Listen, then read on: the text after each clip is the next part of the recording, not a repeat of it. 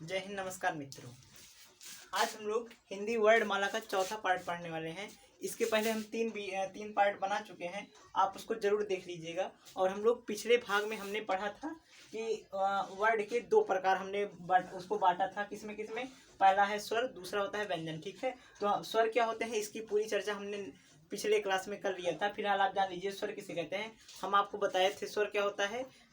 ऐसे वर्ड जो स्वतंत्र रूप से बोले जाएं। क्या कैसे बोले जाएं? स्वतंत्र रूप से बोले जाएं, या हम लोग कहें तो जिसको बोलने के लिए किसी अन्य की सहायता नहीं ली जाती है, उसे क्या बोलते हैं? स्वर बोलते हैं ना हम। और हम बताए थे इसमें कुल मिला के स्वरों की संख्या कितनी होती है, तो वो बताया था 11, मतलब 11 कितनी होती है? स्वरों की संख्या कितनी है? 11। कौन कौन से हैं? तो वो हम बताए थे। छोटा आ, बड़ा आ, छोटी ई, बड़ी ई, छोटा ऊ, बड़ा ऊ, री, ए, ओ और औ। ठीक है, बस हमने इतना ही बताया था। बाकी जो अंक और आह होता है, अंक और आह हमने बताया ये दो स्वर नहीं माने जाते हैं। तो ये दोनों क्या माने जाते हैं? तो ये दोनों माने जाते हैं अयोग वाह। क्या माने जाते हैं? अयोग वाह। ठीक है अंक और आ क्या माने जाते हैं? अयोग वाह। ठीक है, तो कुल मिला के 11 स्वर होते हैं। और आज हम लोग कुछ विद्वानों ने इसको अब स्वरों का वर्गीकरण, स्वरों को बांटा है। कैसे बांटा है? तो आज हम लोग सबसे पहला पढ़ने वाले हैं मात्रा के आधार पर। किसके आधार पर पढ़ने वाले हैं? मात्रा के आधार पर। ठीक है, तो मात्रा के आधार पर जो स्वरों का वर्गीकरण किया गया है वो 3 प्रकार से किया जाता है। कितने प्रकार से? 3 प्रकार से। पहला है हर्ष स्वर। क्या नाम है इसका? हर्ष। इसका दूसरा नाम हम लोग बोल सकते हैं लघु। क्या बोल सकते हैं? लघु। या कहें तो इसी को और एक नाम है छोटा, छोटा भी बोल सकते हैं। या कहें तो इसी का एक नाम है एक मात्रिक। क्या बोल सकते हैं? एक मात्रिक बोल सकते हैं। किसको? इसी हरस स्वर की। हम लोग हरस स्वर क्या होता है सब चर्चा आगे करने वाले हैं। तो हम लोग बताए हरस स्वर को क्या बोल सकते हैं? लघु बोल सकते हैं। इसी को छोटा नाम दे सकते हैं, या इसके एक मात्रिक बोल सकते हैं, या इसको कहें तो अखंडित बोल सकते हैं। हम लोग इसके हरस्व के पर्यायवाची की शब्दों की बात कर रहा हूँ ना, तो ये है आगे इसको हम लोग अखंडित बोल सकते हैं। ठीक है, इसको बोलते हैं, सब की चर्चा आगे करने वाला हूँ। तो ये देखिए हरस्व स्वर, इसका नाम क्या है? हरस्व स्वर। हरस्व स्वर को क्या बोला जा सकता है? लघु बोला जा सकता है, छोटा बोला जा सकता है, एक मात्रिक बोला जा सकता है, अखंडित बोला जाता है। और हरस्व स्वर की जो संख्या है वो है 4। कितना है? 4। हरस्व स्वर की जो संख्या है 4 है। कौन है? आगे भी चर्चा करूंगा। ठीक है, फिलहाल आप ये जानिए हरस्व स्वर का अगर हम लोग विलोम, आगे विलोम शब्द, यहाँ से देखिए विलोम शब्द या पर्यायवाची जितना हो सकता है सारी बातों को जोड़ रहा हूँ। तो हरस्व का अगर देखा जाए, इसका जो विलोम होता है, हरस्व का विलोम होता है दीर्घ।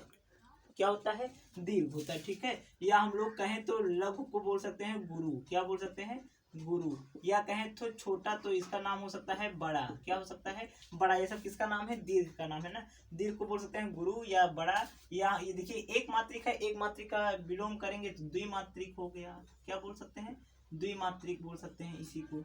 ठीक है, देखिए ये है अखंडित।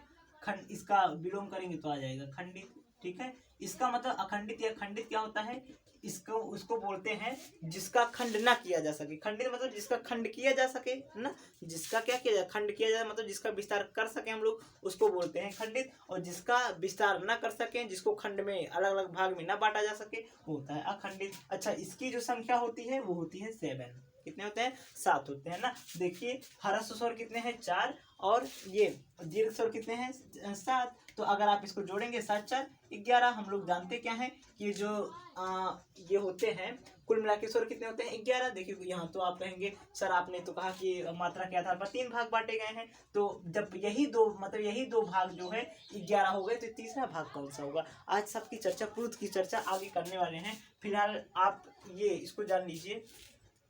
तो हम लोग सबसे पहला चर्चा करने वाले हैं जिसका नाम है हरस्व स्वर। क्या नाम है? हरस्व स्वर। सबकी चर्चा करूंगा हरस्व स्वर। ठीक है, हम लोग चर्चा करने वाले हैं हरस्व स्वर। या हम लोग इसी को देखिए लघु बोल सकते हैं, छोटा, या एक मात्रिक। एक शब्द ध्यान सुनिएगा, हरस्व स्वरों की जो संख्या है वो कौन कितनी है? 4 है। अच्छा, हरस्व स्वर क्या होते हैं ना, या हम लोग इसकी परिभाषा कहें तो जिसे बोलने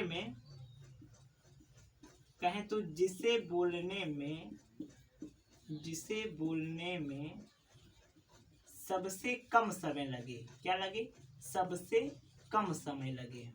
सबसे कम समय लगे, ठीक, उसको बोलते हैं ह्रस्व स्वर। क्या बोलते हैं? जिसका, या कहें तो जिसको बोलने में, या कहें जिसको उच्चारित करने में ना, जिसका उच्चारण करने में सबसे कम समय लगे, उसे क्या बोलेंगे? ह्रस्व स्वर बोलेंगे। अच्छा, कौन से ऐसे 4 वर्ण हैं? आप देखिए, कुल मिला के इतने स्वर होते हैं। इनमें से कौन से ऐसे 4 स्वर हैं कि जो जिसको बोलने में हमें सबसे कम समय लगता है? तो वो हैं ये अ, ई, उ, री।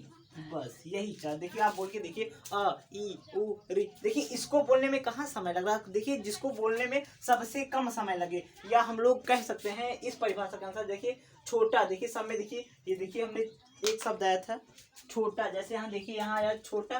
देखिए, ये भी छोटा अ, छोटी ई, छोटा उ ना, ये री तो है ही। बाकी देखिए, इसको हम लोग बोल सकते हैं एक मात्रिक। क्या बोल रहा हूँ? एक मात्रिक। मतलब देखिए, जितनी बातें लिखा हूँ सब समझा रहा हूँ। एक मात्रिक मतलब जिसमें एक मात्रा हो। चलिए देखिए, छोटा आ पे ऐसा माना जाता है, छोटा आ पे कोई मात्रा नहीं होती ना। अच्छा, छोटा आ को शहीद वर्ड भी माना जाता है। आपको बताया था पिछले वीडियो में, छोटा आ को शहीद वर्ड भी माना जाता है। लेकिन ये मान चलिए, इस पे भी मान चलिए, इस पे एक ही मात्रा है। छोटा पे एक मात्रा, छोटी ई केवल एक मात्रा, छोटा उ एक मात्रा, और ये री केवल एक मात्रा। देखिए, सब में कितनी मात्राएं, कितनी मात्राएं हैं? एक एक मात्रा है ना। ये एक मात्रिक स्वर भी है। कैसा स्वर है? एक मात्रिक स्वर है। अच्छा, और आगे इसको हम लोग बोल सकते हैं अखंडित या ह्रस्व स्वर को बोल सकते हैं, जिसमें एक मात्रा हो, ह्रस्व स्वर। जिसको अखंडित मतलब जिसको खंडित ना किया जा सके ना। जैसे आप देखिए, छोटा आ को क्या कोई और भाग में तोड़ा जा सकता है? तो बिल्कुल नहीं तोड़ सकते। छोटी ई को नहीं तोड़ सकते, छोटा ऊ को नहीं तोड़ सकते, री को नहीं तोड़ सकते, है ना। ठीक है, तो जिसका खंडन ना किया जा सके,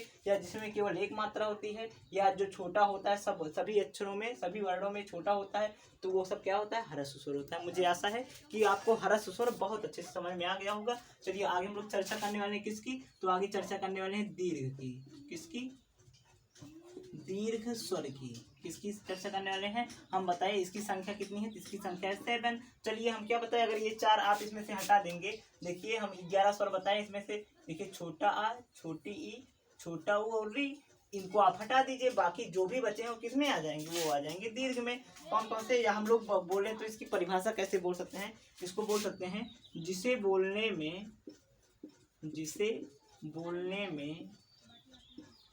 बोलने में थोड़ा समय लगे। क्या लगे? थोड़ा समय लगे। बस एक बात याद रखिएगा, जिसे बोलने में बिल्कुल समय न लगे उसी का नाम ह्रस्व होता है। जिसको बोलने में थोड़ा समय लगे, जैसे आप देखिए, हम यहाँ पहले लिख देते हैं सातों कौन कौन से ये स्वर होते हैं, उसको पहले लिख दें। जैसे बड़ा आ, बड़ी ई, बड़ा उ, ए, ओ और औ। ठीक है, हमने ये देखिए 7 लिख दिया। ठीक है। अच्छा, जिसको बोलने में थोड़ा समय लगे, आप बोल के देखिए, आ। देखिए, थोड़ा सा, देखिए जब छोटा बोला था अ, और इसको बोलने पे आ, थोड़ा सा पावर लग रहा है, थोड़ा समय लग रहा है। ई, देखिए थोड़ा समय लग रहा होगा। ऊ, देखिए बोलने पे थोड़ा समय लग रहा होगा। मतलब जिसको बोलने में थोड़ा समय लगे वो क्या कहलाता है? दीर्घ कहलाता है ना। या इसी का नाम है गुरु, इसी का नाम है बड़ा। देखिए, सबका बड़ा बड़ा। अच्छा, देखिए, बड़ा आ, बड़ी ई, बड़ा ऊ। ठीक है, आगे जैसे द्विमात्रिक। क्या बोल रहा है? बहुत ध्यान